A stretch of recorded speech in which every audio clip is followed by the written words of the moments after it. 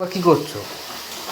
আরে এই দুধ জাল দিই না, এই ইয়েটা তুলে সরটা তুলে রেখে রেখে জমিয়ে জমিয়ে এখন ঘিটা জাল এই জন্য দিচ্ছি। ঘিয়ের গন্ধ বেরোচ্ছে, আমি তাই বলি ঘি দিয়ে কী করছো?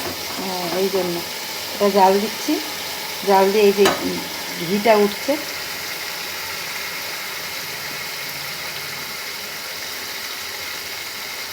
এই জন্য।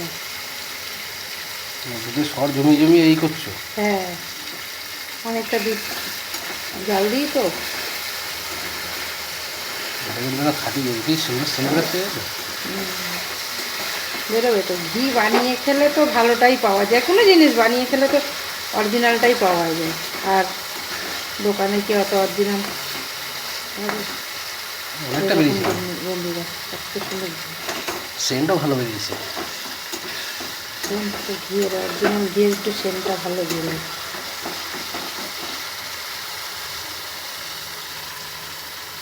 গ্যাসটা একটু আস্তে দিয়ে নাও। না, এটা একটু ফুটতে লাগবে না?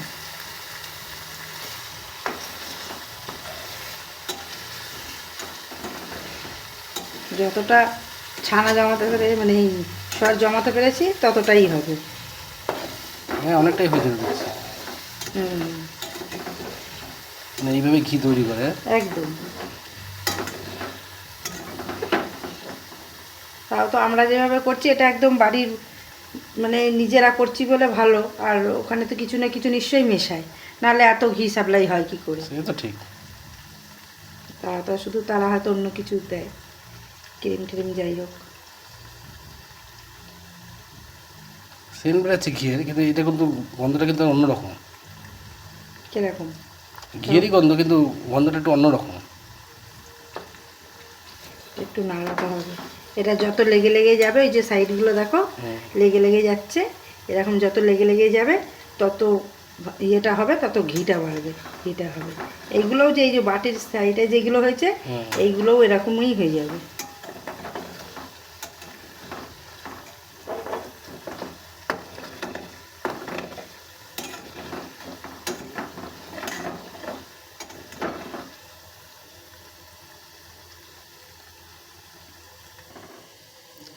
একটু শোবো, তুমি যা চাইলে গন্ধ পুরো ঘরে গন্ধ গন্ধ করে দিয়েছো ঘিয়ে। খাবে তো বলো? এবার তুমি বলো, আমি ওই জন্য দেখতে আসলাম কি, তারপরে এসে দেখছি এই অবস্থা। এই দেখো, এটা চাল দিতে দিতে এ দেখো কি সুন্দর হচ্ছে। এটা আবার যখন বেশি লাল লাল হয়ে যাবে, কড়কড়ে হয়ে যাবে, এটা আমার মারা বলতো যে এটা মুড়ি টুড়ি দিয়ে খেতে নাকি খুব ভালো। মুড়ি দিয়ে ওই শুকনো শুকনো করে, এটা কি একটা জানি দিয়ে খায় ওনারা, বলে যে এটা খেতে নাকি খুব টেস্ট হয়। এমনি তো ঘিটাই টেস্ট হয়, টেস্টি জিনিস, তাহলে নিশ্চয়ই ওইটাও হবে। পুরো সারা ঘরে গন্ধ গন্ধ হয়ে গেছে। আমরা তো আর অনেকটা করতে পারিনি, যতটুকু তুলতে পেরেছি সেইটা দিয়েই বানালাম।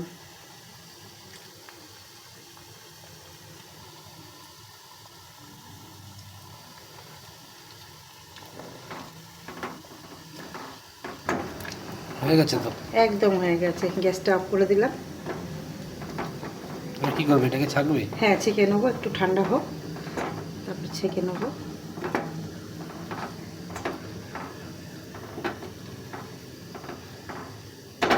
অনেকটাই হয়েছে। হুম,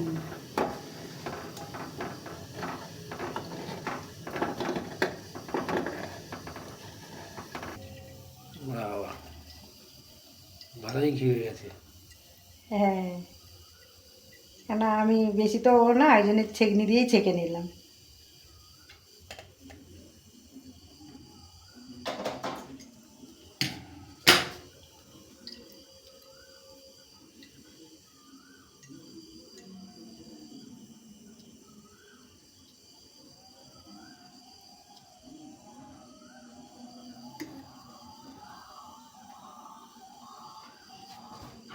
তো বন্ধুরা, আপনাদের ঘি বানানো দেখালাম কীভাবে বানায়।